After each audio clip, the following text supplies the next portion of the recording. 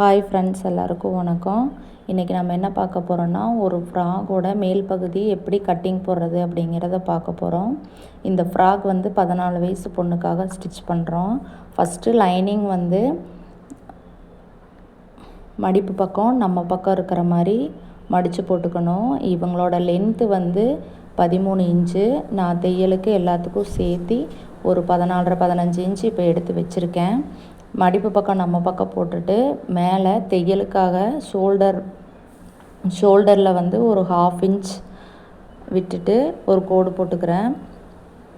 அப்புறம் கழுத்தோட நீளம் வந்து 5.5 இன்ச் வச்சுருக்கேன். 5.5 இன்ச் வச்சுட்டு கழுத்தோட அகலம் வந்து 2.25 இன்ச்சு தையலோடு சேர்த்து வச்சுருக்கேன். அதுக்கப்புறம் இந்த ரெண்டையும் ஒரு பாக்ஸ் டைப்பில் கோடு போட்டுக்கோங்க. இவங்களுக்கு வந்து நெக்கு வந்து நார்மல் நெக்கு தான், வேறு எந்த டிசைனும் வேணாம் அப்படிங்கிற மாதிரி சொல்லிட்டாங்க. ஒரே மாதிரி தான் எல்லாத்துக்கும் ஸ்டிச் பண்ணுறதுனால நார்மல் நெக்கு மட்டும் கொடுங்க அப்படிங்கிற மாதிரி சொல்லிட்டாங்க. அதனால் normal neck, round neck, lace work மட்டும் இதில் வச்சுருக்கோம். இப்போ ஷோல்டருக்கு தேவையான அளவு மார்க் பண்ணிகிட்ருக்கேன்.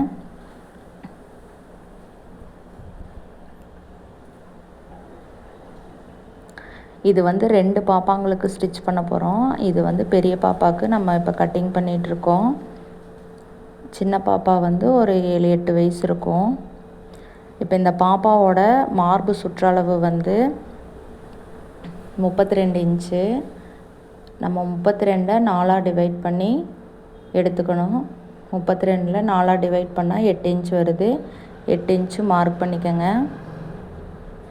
இப்போ ஹாம்கோல் வரைஞ்சிட்ருக்கோம். ஹாம்கோல் ரவுண்ட் வரைஞ்சாச்சு.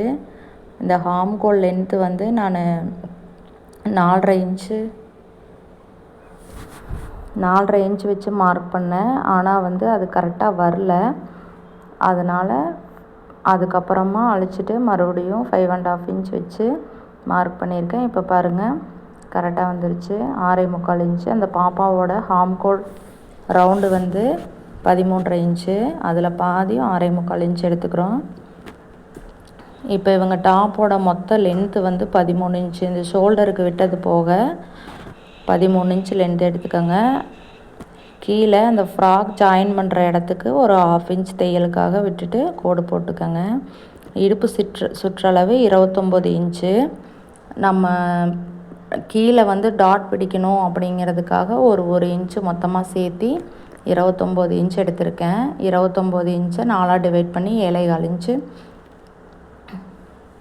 மார்க் பண்ணிவிட்டு ஹாம்கோல் ஜாயின் பண்ணுற இடத்தையும் இந்த நம்ம மார்க் பண்ண இடத்தையும் இந்த மாதிரி கோடு போட்டுக்கோங்க.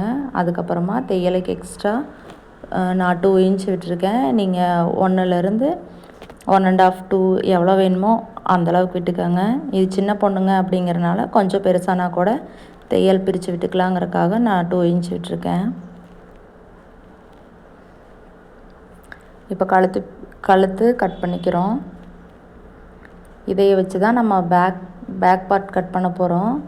பேக் பார்ட்டில் வந்து ஹூக் வைக்க சொல்லியிருக்காங்க. அதனால தான் நம்ம ஃப்ரண்ட் பார்ட் தனியாக கட் பண்ணிவிட்டு பேக் பார்ட் கட் பண்ணுறோம். பேக் பார்ட் கட் பண்ணுறதுக்கு முன்னாடி இந்த மாதிரி போட்டுக்கணும். பேக் பார்ட்டுக்கு ஒரு 1/2 இன்ச் முன்னாடியே நம்ம துணியை விட்டுட்டு அதுக்கப்புறமா தான் இந்த ஃப்ரண்ட் பார்ட்டை அது மேலே போடணும். இப்போ நான் வீடியோவில் போட்டிருக்க மாதிரி. அப்போ அந்த 1/2 இன்ச் அந்த துணி வந்து நம்ம ப்ளவுஸில் ஹூக் பட்டி வீப்பட்டி தைக்கிற மாதிரி நம்ம பின்னாடி சைடு ஹூக்கு அந்த காஜா வைக்கும்போது அது உள் சைடு போயிடும். அப்போ தான் கரெக்டாக இருக்கும். இல்லைன்னா வந்து பேக் சைடு வந்து சைடு ஸ்டிச்சஸ் போடும்போது உங்களுக்கு துணி பத்தாமல் போயிடும். அதை மட்டும் கரெக்டாக போட்டுக்கோங்க. வீடியோ எப்படி இருக்குதுன்னு சொல்லுங்கள். ஃபஸ்ட் டைம் வீடியோ போட்டுட்ருக்கேன், அதனால் எனக்கு அது எப்படி இருக்குது அப்படிங்கிறது தெரியல. நீங்கள் எதுனாலும் கமெண்ட் பண்ணுங்கள். வீடியோ பார்த்துட்டு சொல்லித்தரது புரியுதா அப்படிங்கிறதையும் சொல்லுங்கள். இப்போ பேக் பார்ட் ஃப்ரண்ட் பார்ட் ரெண்டுமே கட் பண்ணியாச்சு. ஸ்லீவு வந்து நான் ஆல்ரெடி ஃபஸ்ட்டே கட் பண்ணிட்டேன். அதோட ஃபோட்டோ மட்டும் ஆட் பண்ணியிருக்கேன் பாருங்கள். பஃப் கை ஸ்லீவு, கீழே வந்து பார்டர் மட்டும் அட்டாச் பண்ண சொல்லியிருக்காங்க. இது ஸ்டிச்சிங்கில் வரும் பாருங்கள். Thank you friends.